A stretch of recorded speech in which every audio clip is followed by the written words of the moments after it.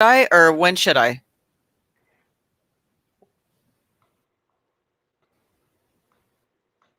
We are live. I'll let you know. We'll get to that point. Okay.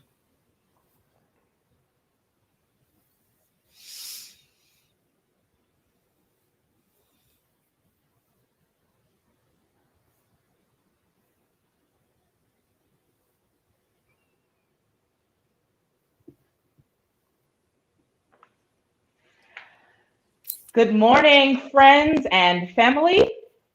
I am Reverend Mia McLean, the Associate Minister for Faith Formation and Outreach here at Myers Park Baptist Church in Charlotte, North Carolina. And I am thrilled to welcome you to our Honoring Earth Day experience. I will get to introducing our special guests later. I first want to bring you greetings from Catawba Land. The Catawba people have tended lovingly and sustainably to this land for generations. They call themselves the people of the river. Because they've always lived along this particular watershed, it is their longest and most cherished relationship. We recognize the Catawba people and acknowledge that they are still here. We offer deep gratitude to them for being the host people of this land we worship on and for their stewardship of this place we call home. Before we get into introducing our speaker, I'd like to share some brief history with you regarding our premier faith formation speaker series, Faith in the 21st Century. Previously known as the Jesus Seminar,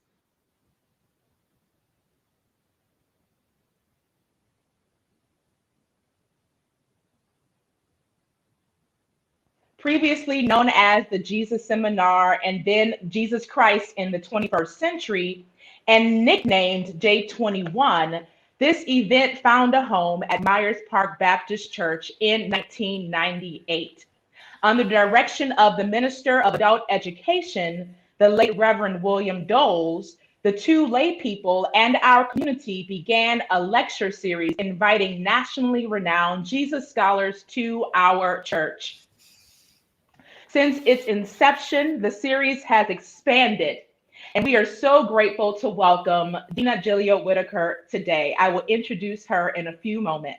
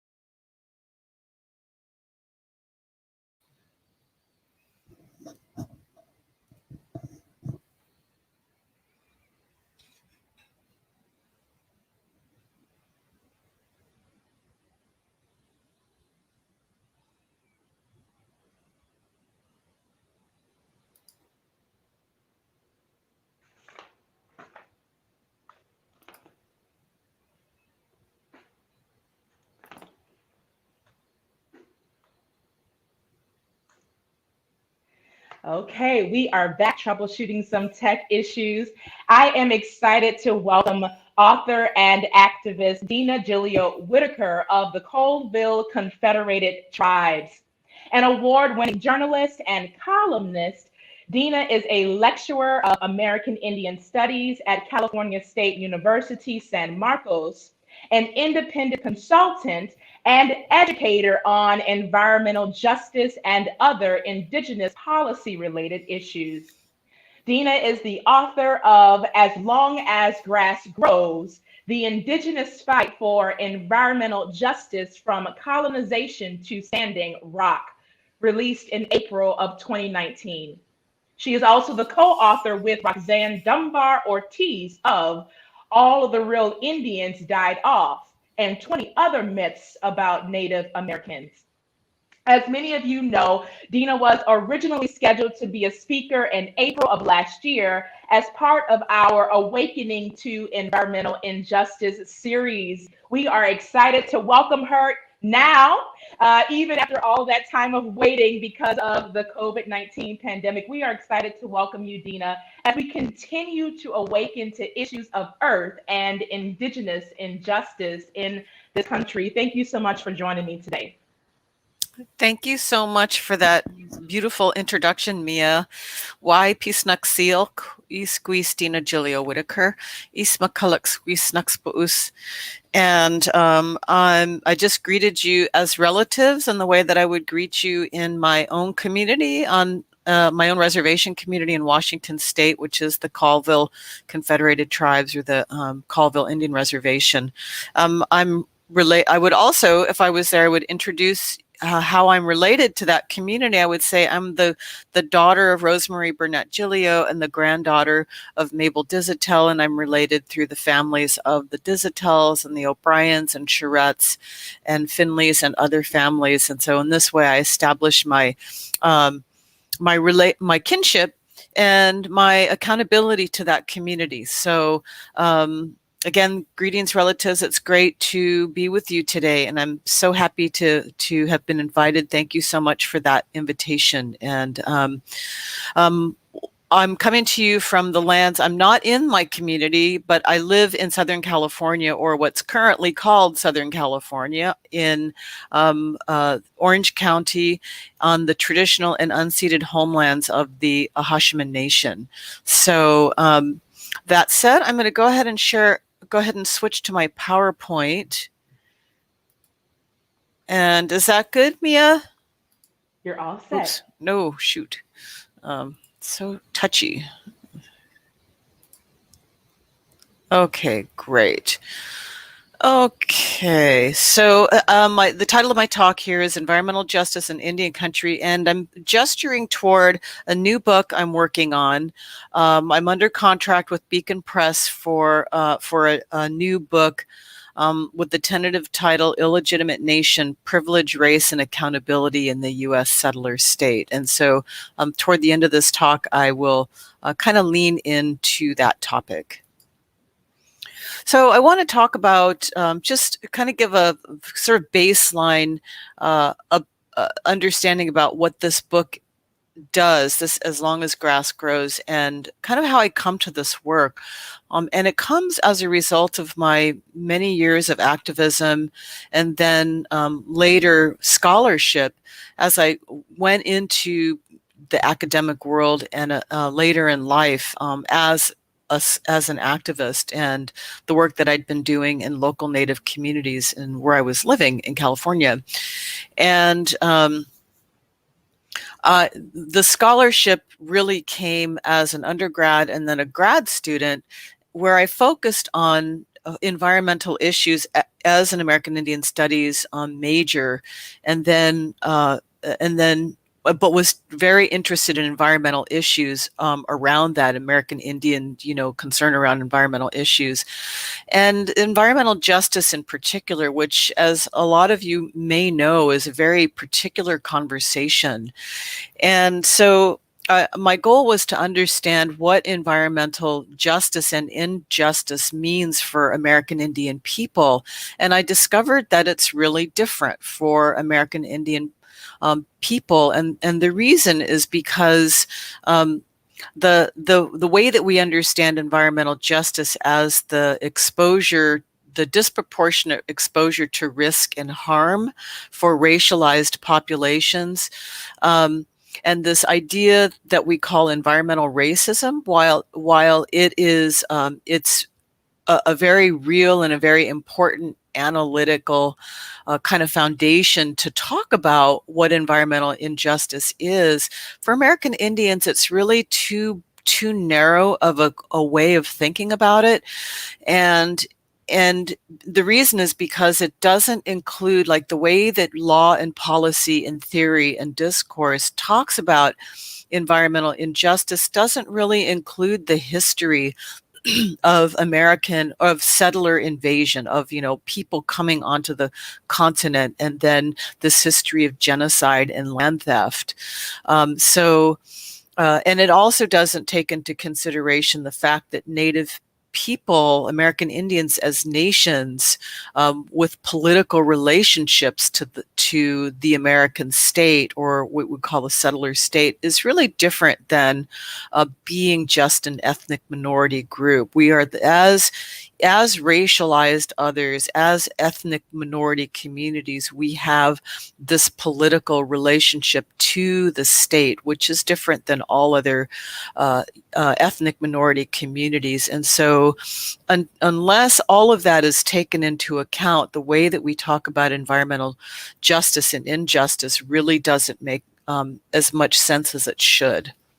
So the beginning point of all of this is this thing that we call settler colonialism. It's a way of understanding the American government, or the country, right? The United States as a country.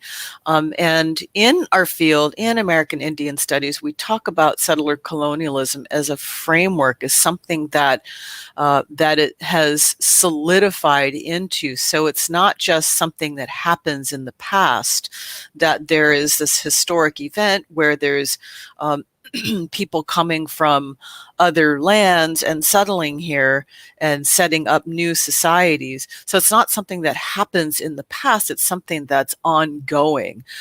So it's both a history and a structure.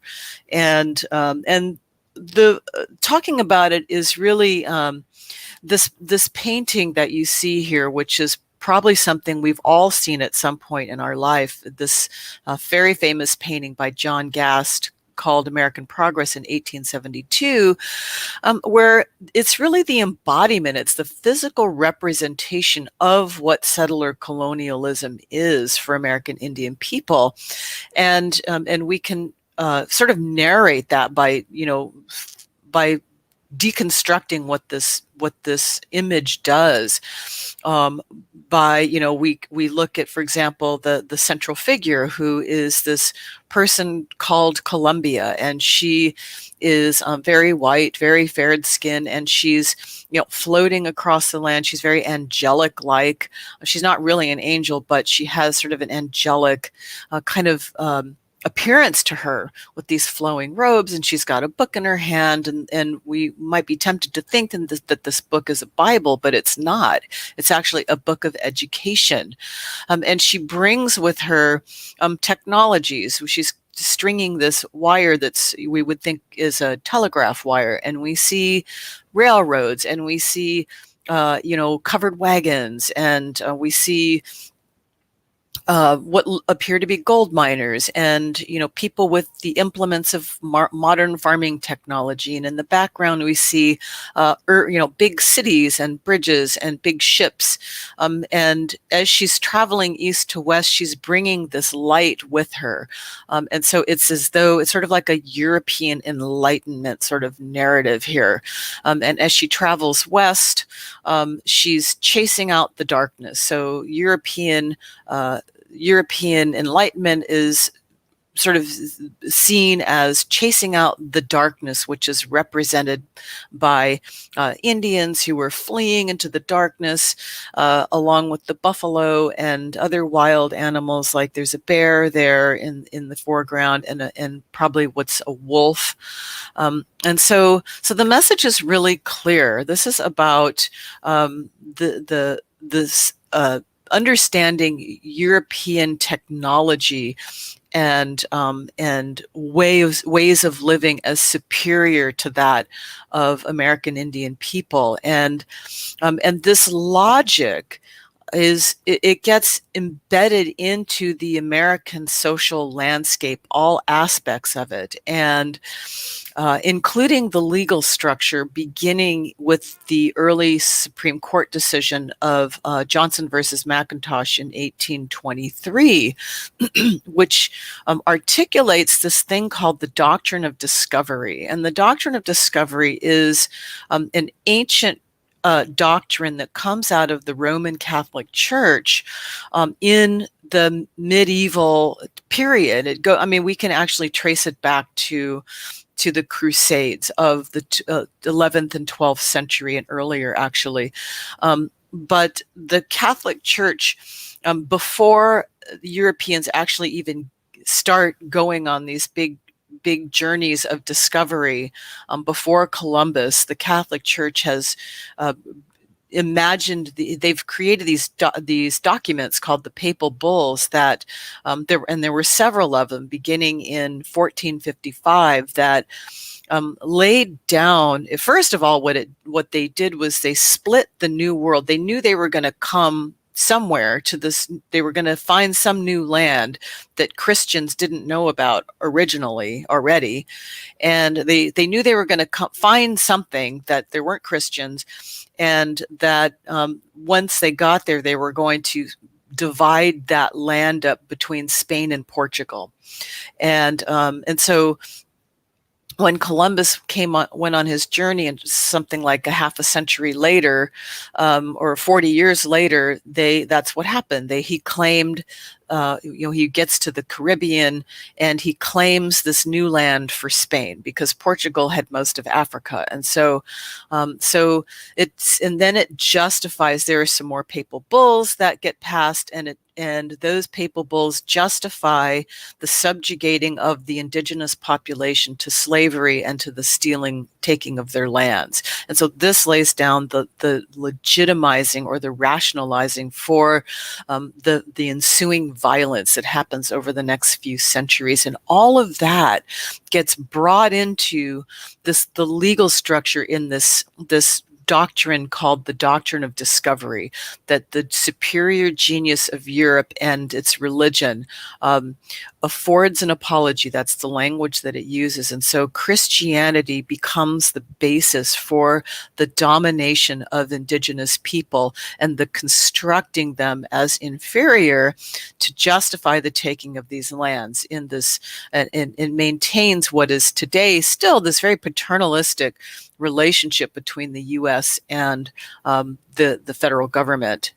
And so there's another, so we say that settler colonialism is genocidal because it's ongoing through this legal structure and other social structures like the education system that maintain this dominant worldview, and includes something that we call epistemicide, which I'm going to get to in a slide in a few minutes. So this idea of Western, the Columbia and all the superior genius making its way across the continent, justifying the taking of indigenous lands, gets also called Western expansion. This is how we're all taught history, right? Western expansion, the Industrial Revolution. And it's always narratives of progress and modernity, these words, these sort of benign words to describe this history of really taking lands and what becomes a culturally genocidal process for American Indian people. And this word that also has been used to describe this, which is ecocide, which means the killing of an ecosystem, which for American Indian people is genocidal. So as Europeans sweep across the continent in these ways that remake the landscape in these culturally European ways, it's bringing all this death and destruction to native populations. And so it's visible in these slides that I have here, and I'll go through these briefly. These are some very broad ways of talking about this. They're pretty well known, but there are countless other ways that are examples that could be named. These are just some of the biggest and most obvious. Here in the Dakotas, we see a watershed, and this watershed is the Missouri River watershed that encompasses North Dakota, South Dakota, and Nebraska, and then other neighboring states. And so this was the land that was previously called the Great Sioux Nation in a treaty of the Treaty of Fort Laramie in 1851 initially, where this massive tract of land was set aside for the Great Sioux Nation.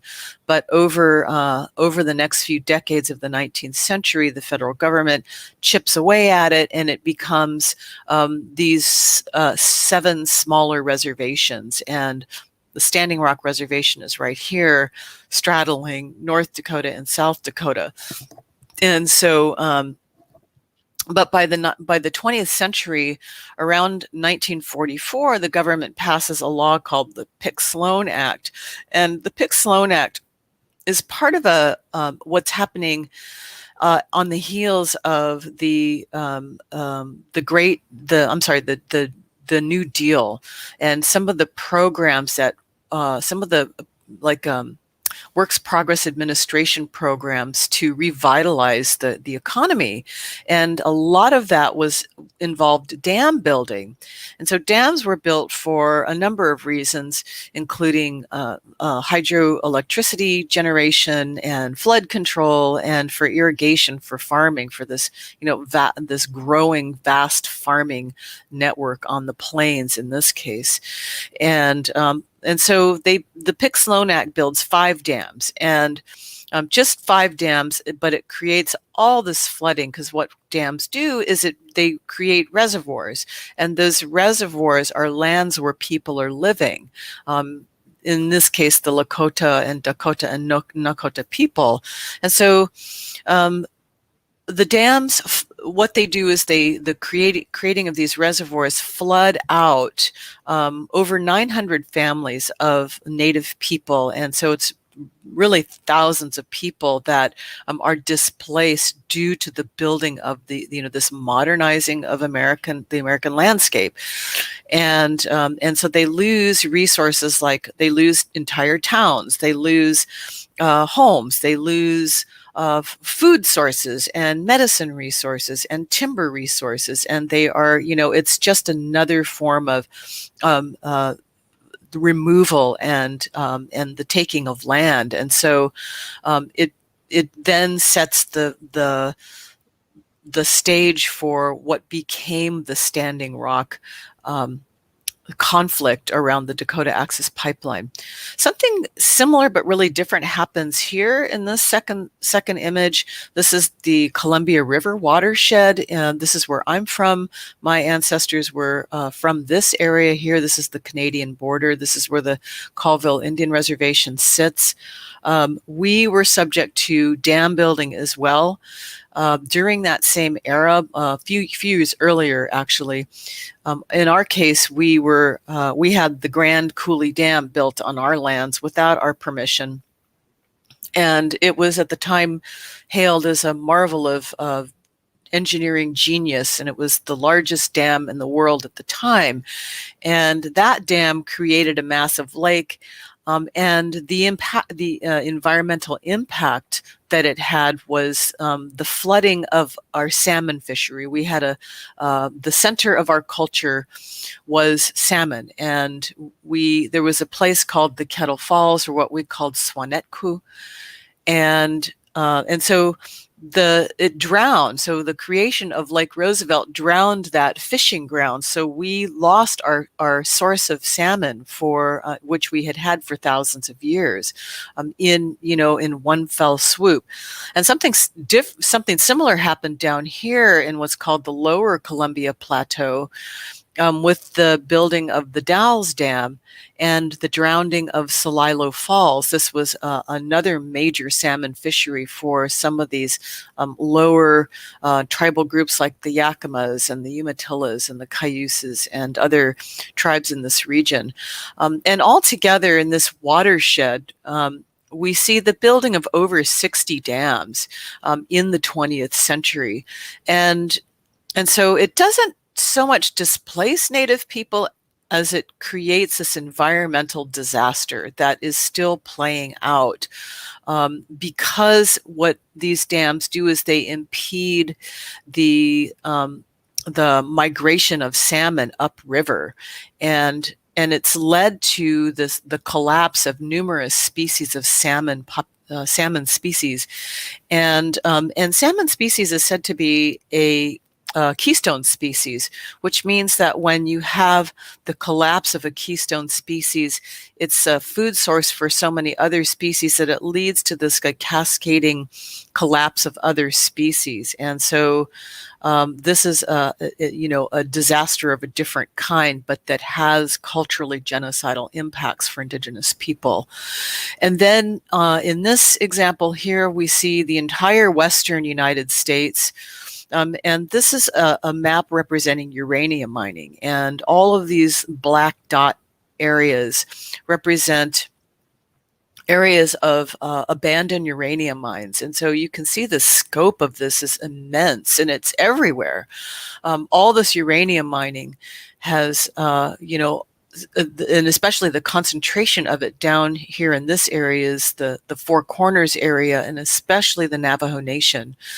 And this history is more and more well known, where the history of uranium mining, especially for the Manhattan Project, which of course led to the bombing of Nagasaki and Hiroshima, has led to the ongoing contamination. Because these mines were simply abandoned and not cleaned up, it's led to the continuing contamination of the lands, the airs, and the waters of the Navajo people and other Pueblo people here in New Mexico.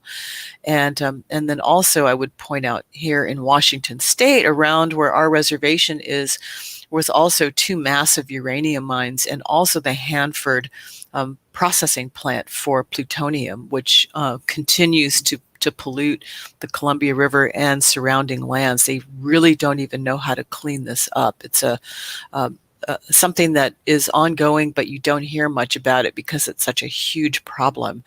So these are some again broad examples of how this European cultural way of using land has led to these incredibly destructive impacts for Native people on their own lands and beyond. And so in the beginning, I want to talk a little bit now, kind of shifting gears, about the history of the environmental movement.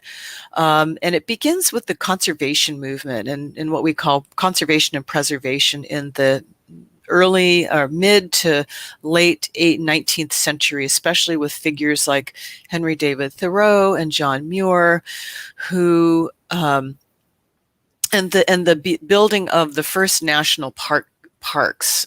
In 1872, we see the building of Yellowstone National Park, and then Glacier National Park, and then Yosemite National Park in the later part of the century.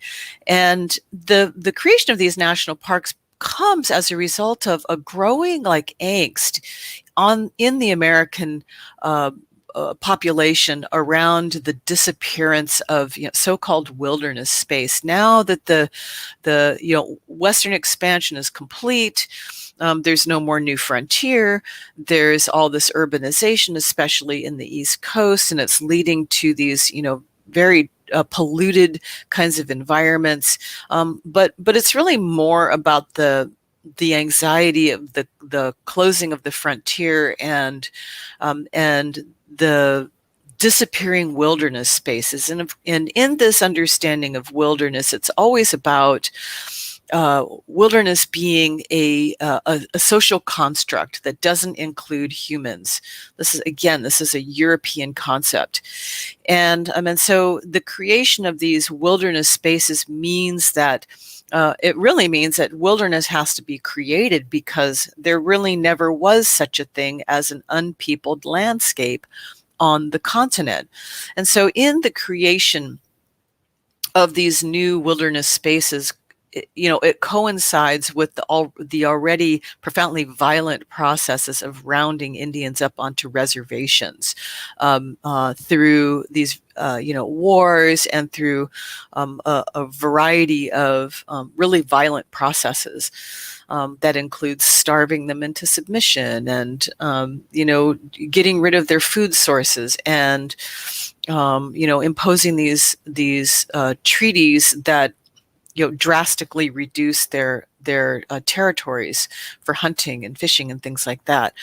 And so we call this era the Proto-Environmental Movement, where the logics of environmental, the way Europeans use environments, become the standard for conservation and preservation.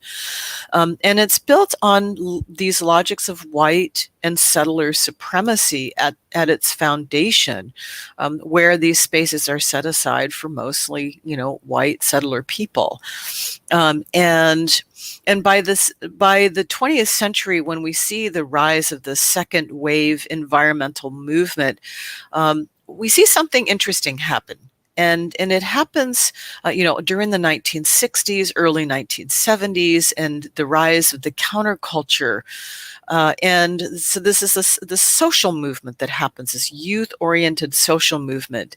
And we see a new kind of environmental anxiety because of things like the Cuyahoga River catches on fire because it's so toxic.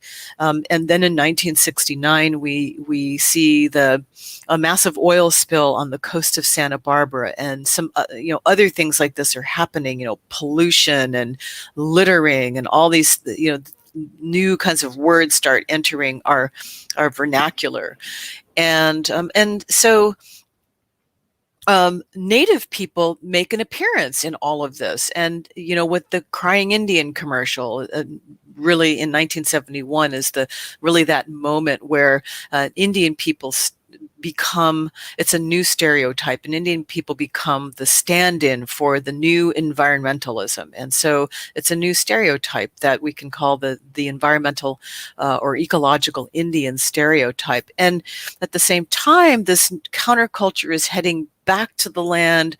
They're setting up communes. They're also going to Indian reservations and wanting to learn Indian wisdom and knowledge, and they take all that knowledge in these very problematic ways, and they adopt this aesthetic. The hippies adopt this Indian aesthetic, by growing their hair long, and they're wearing headbands, and they're wearing fringed leather and moccasins, and they're living in teepees, and so it's very problematic. It's a new kind of respect for Indians, which is nice, but it's basically a cultural appropriation that follows on 2 centuries of other kinds of indigenous cultural appropriation. And all this cultural appropriation is connected to this process of epistemicide, this killing of indigenous knowledge systems that is happening simultaneously.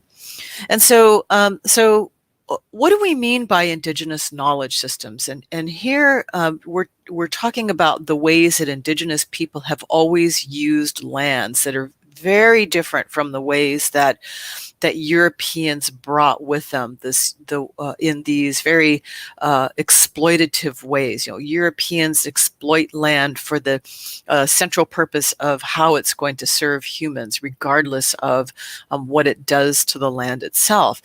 But indigenous peoples use land in very different ways. And And they're based on very particular ecosystems because Native people have always lived in a huge variety of ecosystems and environments. And so these knowledge systems, Native people understand themselves as emerging out of the land. Who Native people will always say, we are the land. Who we are is based on the land. We come from the land. And so these knowledge systems that develop over millennia are a direct reflection of these environments. And so we talk about indigenous knowledge as sort of an umbrella term that encompasses other kinds of multiple knowledges that include spiritual systems, includes education systems, and other kinds of cultural attributes. And so these are cultural epistemologies. And this term epistemology is just, again, it's just a fancy way of saying a way of knowing the world, the way people understand themselves, and systems of knowledge. And one type of indigenous knowledge is what we call traditional ecological knowledge, or TEK. And so TEK it refers to the way that Native people used knowledge on the land in particular ways. So different types of land management systems. So as opposed to the way Europeans have understood, they said that Native people were nomadic. They didn't really own land. They weren't. They didn't alter their environments. These are all not true. Native people all have used their lands and managed these landscapes in very, very particular ways from the very beginning. And so we talk about TEK as being applied knowledge. And it's not just, fuzzy, warm stories about indigenous wisdom or mythology or creation narratives. It's way beyond that. And I want to give you an example here about what we mean by applied knowledge, or TEK as applied knowledge. So I've got a short little 5-minute video to illustrate this. Let's move that.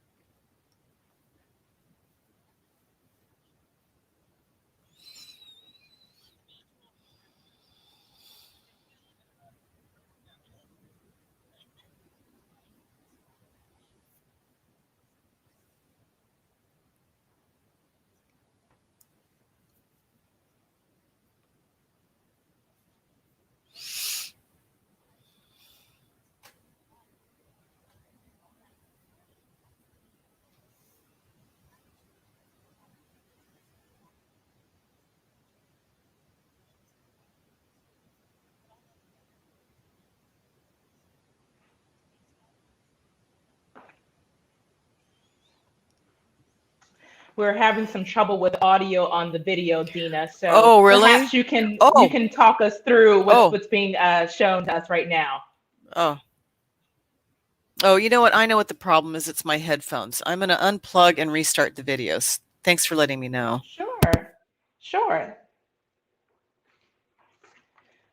In the meantime, while we're working on that, I just wanted to highlight some of the things that Dina had brought up were similar to what Mark Charles brought up in our fall conversation about the Doctrines of Discovery and the Papal Bulls. And so I do encourage you all to go and to read these books, read this knowledge. A lot of it was not taught to us in our educational systems in elementary school, middle school, and high school, even in college. And so this is new information for many people who have read this book, as long as grass grows. And so I do encourage you to read that and to enlighten oneself. Let's see if it's not working. You can send me the video and I can show it toward the end and get that to work.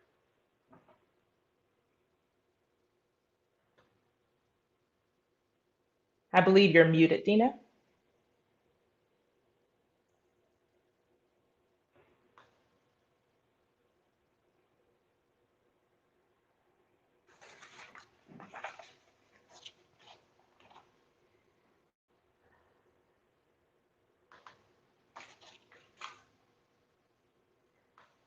Elizabeth Chaplin says the painting by John Gast says it all, sadly. Yes, Elizabeth. Yes, and somebody had a comment earlier. Tony Dick says that he will never forget the crying Indian commercial that he saw at age 7 in 1971. I was not around for that, Tony, but I take your word for it. A lot of these things have continued. So I'm still missing the audio on Dina. In the meantime, if you have questions or comments, please put them in the chat so that we can continue and we can move into our question and answer section shortly.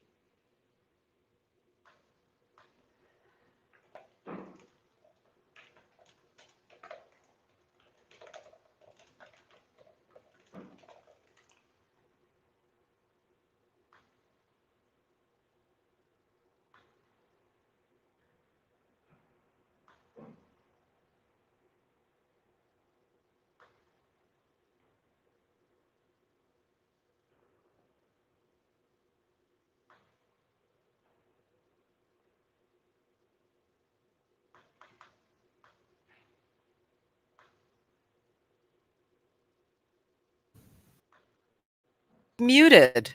I didn't realize that. There you go. You're back. I'm talking. Oh, okay. All right. I think I'm going to, how are we doing for time? We have about 5 minutes left before the question and answer. We do have some questions that have come in, and so I would love to have some space for people to ask their questions. Okay, we'll just pass over that little video and I will wrap it up. So let me share my screen again. Let's see. Okay, can you see it? Yeah. Okay, great. Let's move down to here. That's too bad. Okay, so anyway, that video just really talked about the history of forest mismanagement in the Western United States and how controlled burning, we call it cultural burning, how cultural burning is being brought back. It was after, indigenous people using cultural burning as a way to manage landscapes. And then the part of the process of colonization in the West was the forced stopping of that burning, which has led to these major wildfire problems that we have now. So just again, as an example of applied knowledge, of applied traditional ecological knowledge. So where does this lead us? How do we decolonize environmental justice from an American Indian perspective? Well, first of all, environmental justice needs to in all these ways that we talk about it, needs to recognize this history of U.S. colonialism and its ongoing structure through the legal system, like through things like the Doctrine of Discovery, which still animates how the federal government deals with Native people and other really problematic legal doctrines.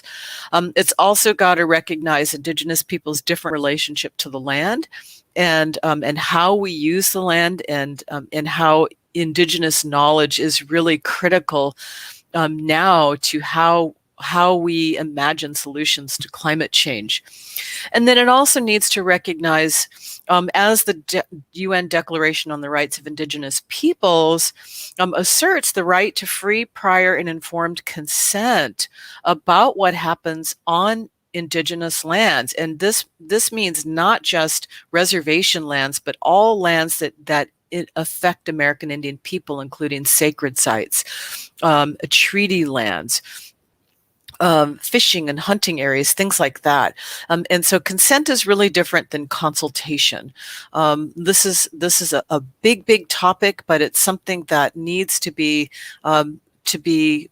reckoned with, and it's actually finally becoming a bigger conversation that I'm seeing reflected in some of the spaces that I'm going to. So consent, not just consultation. And then finally, in this new book, I'm thinking about what it means to have a land ethic. And this idea of a land ethic comes out of that conservation world.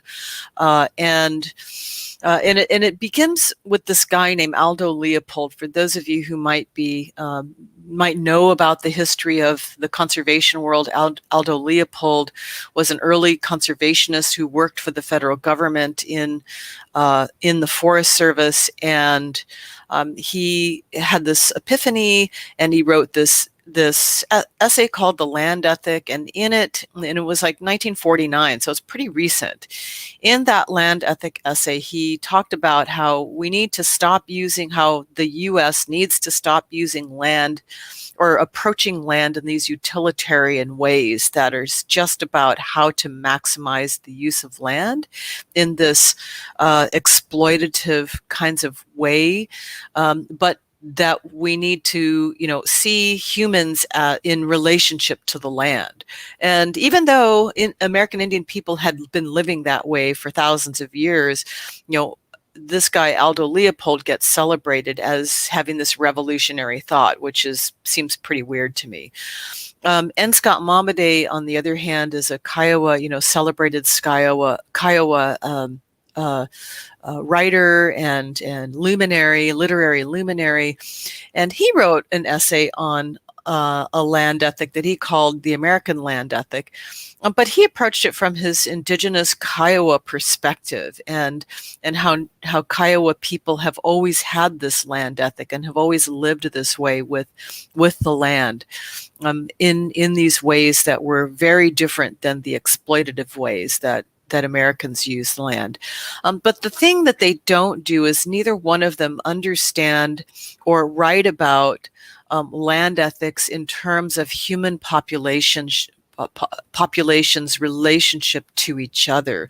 How do we understand environmental justice as a discourse in all of this? How do we understand, the relationship of violent settlement of the settler state to indigenous populations? How do we, when we can even expand that, how do we understand, Black populations and their relationship to land after emancipation, and how do we understand other populations of people that are here on the land too, in relationship to each other? So these are the things that I'm thinking through in this new book, and that's the end of my slideshow. I'm going to stop the sharing here, and then we can get to our conversation.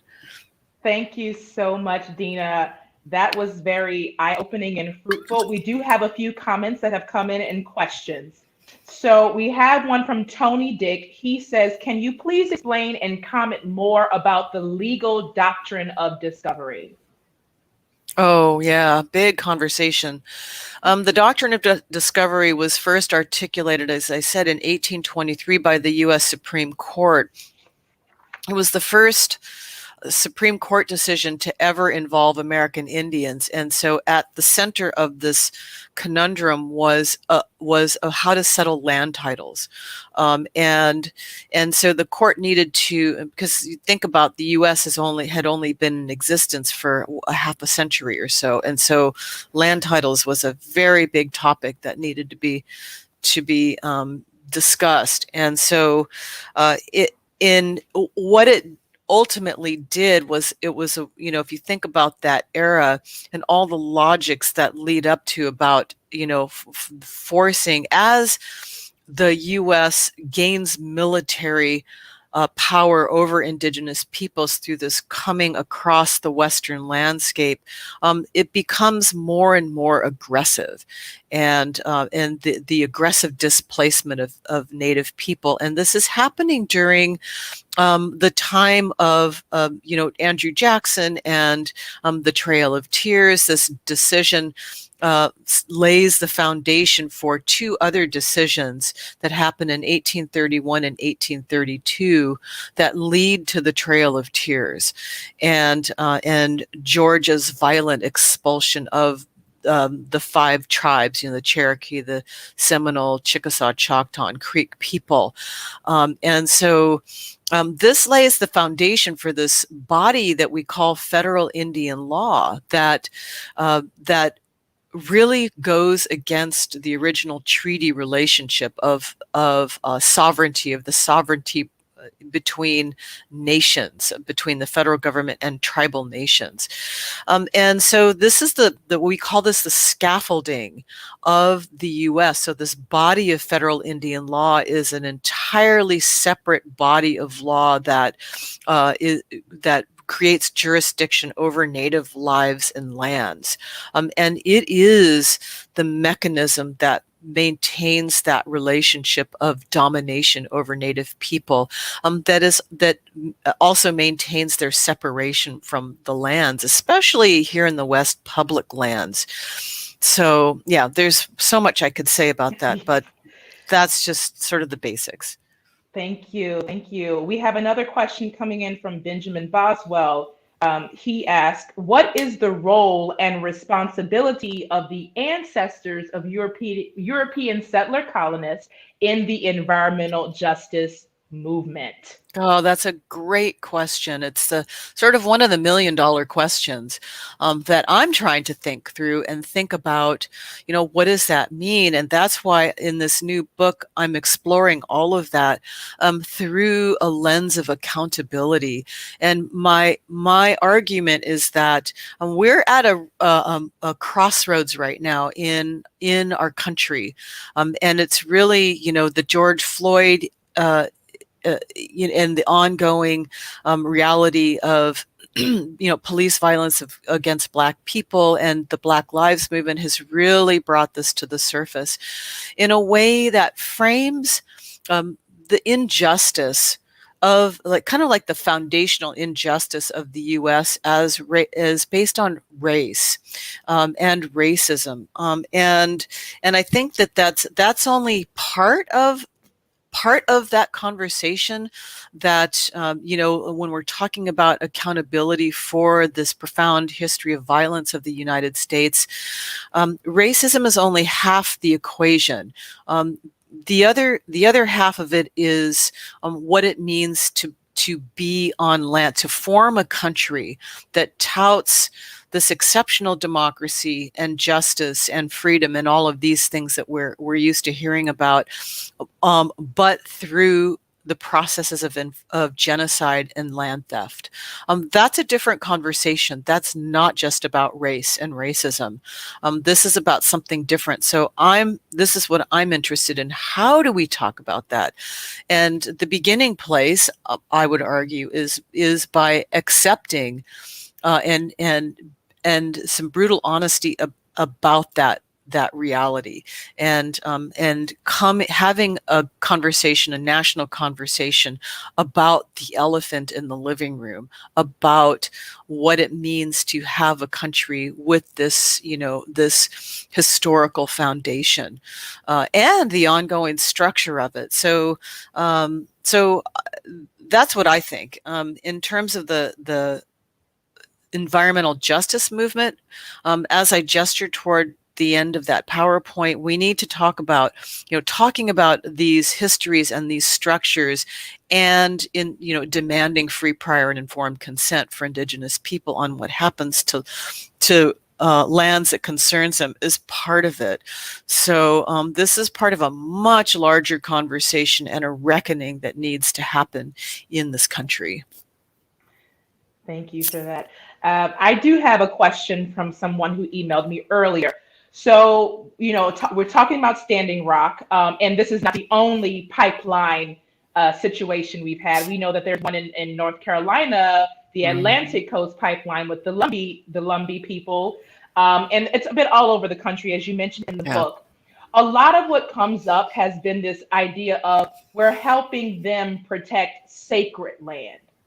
But what does that mean to you? Is it sacred in some sort of theoretical sense? Or is it sacred in the sense of practicality? When you talk about the salmon, I just couldn't help it. It just makes it come alive in a different way. And that is sacred, but it's sacred because it's practical. And so can you share what sacred Yeah.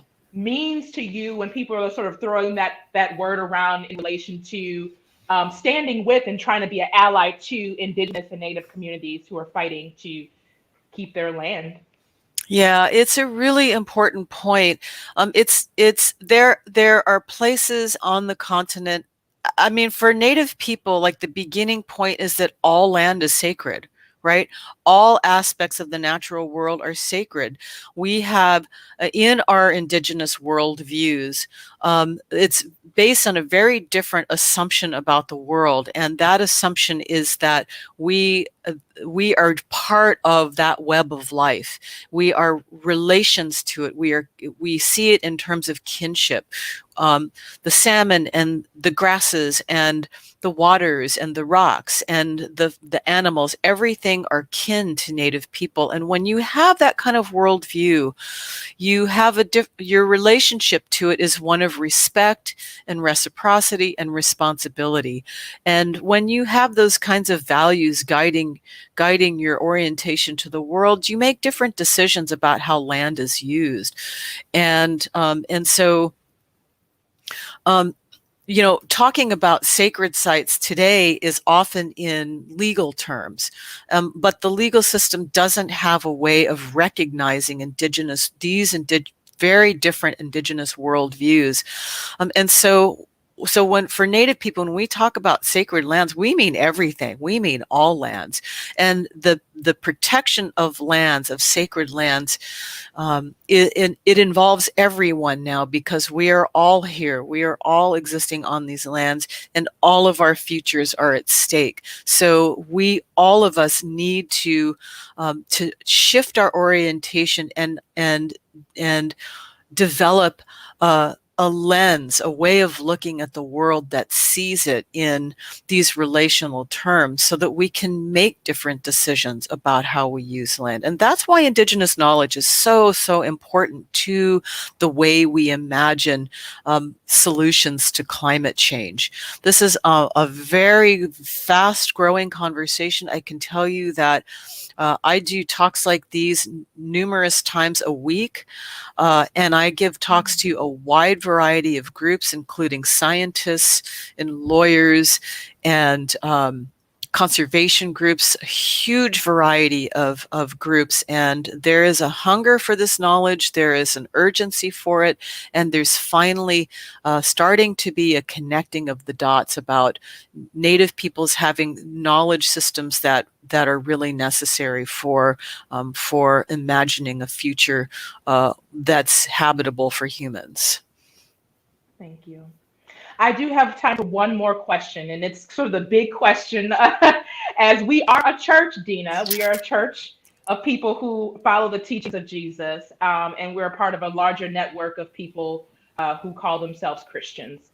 What is our charge today? If there was one thing or two things you can tell us as it relates to our faith practices, what can we do to be better stewards of this planet, to be better partners with Indigenous and Native communities, as we all are living under this, threat of what environmental injustice is going to give to us? We're seeing the climate change. We're seeing the toxicity in waters across the country. So all of us are affected by this.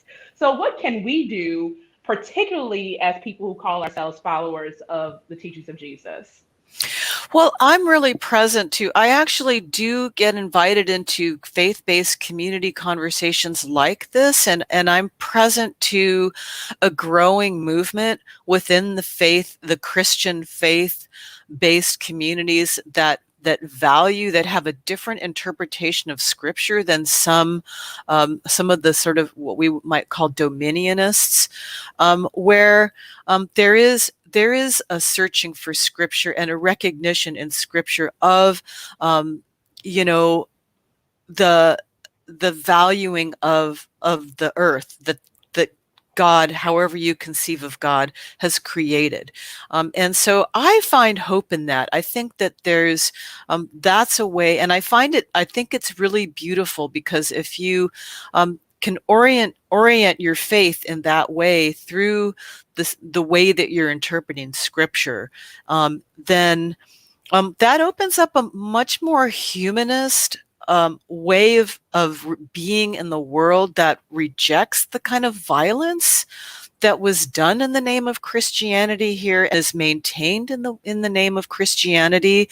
I think that's really the charge. Like, how do you restore the humanity to that, to your faith? And that's what I would encourage, like to build upon that growing body of literature and knowledge, because it harmonizes with these ideas of ethics toward the land. Thank you for that. We definitely want to continue to keep that in mind.